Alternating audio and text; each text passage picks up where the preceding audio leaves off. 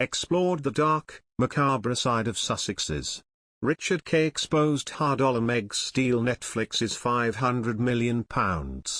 For a writer whose books explored the dark, macabre side of the human condition, the irony is exquisite.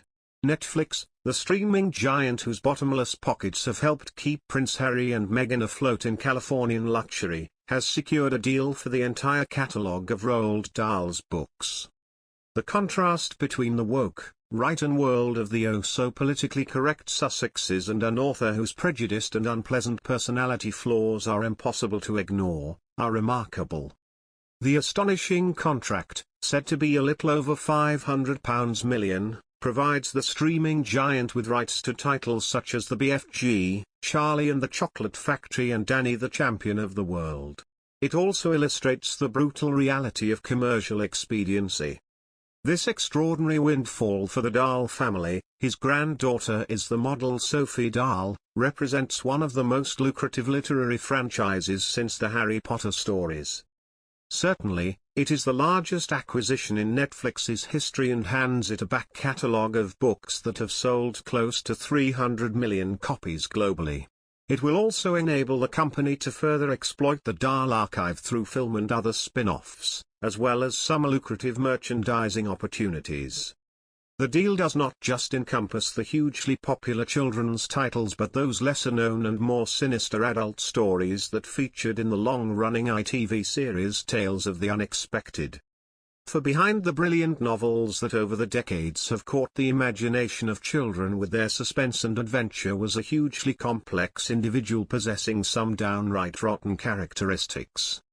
3 years ago it was revealed that the Royal Mint decided against honoring his achievements because of the dark side of his character.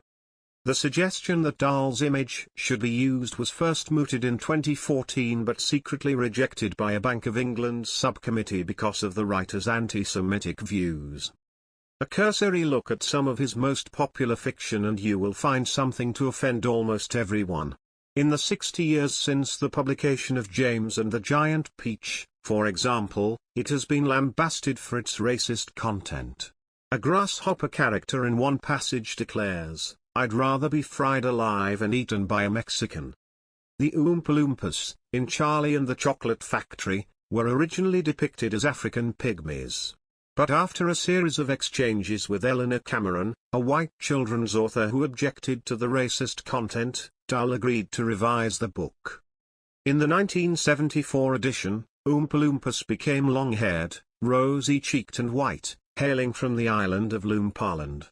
Dahl's widow revealed in 2017 that the original Charlie was intended to be a black child. But what then of the malevolent imagination that comes through in the content of Dahl's stories for grown-ups? In the short story Lamb to the Slaughter, Mary Maloney, a pregnant young woman, kills her husband Patrick with a frozen lamb leg. To conceal the crime she serves the lamb as dinner before calling the police. They question her, search the house and surrounding area for the murder weapon. And after their fruitless search, the officers realize that no one has turned off the oven. Pregnant Mary serves up the policeman the now cooked leg of lamb. Nothing illustrates Dahl's grisly obsessions than Switch Bitch, a collection of adult short stories, originally published in Playboy between 1965 and 1974.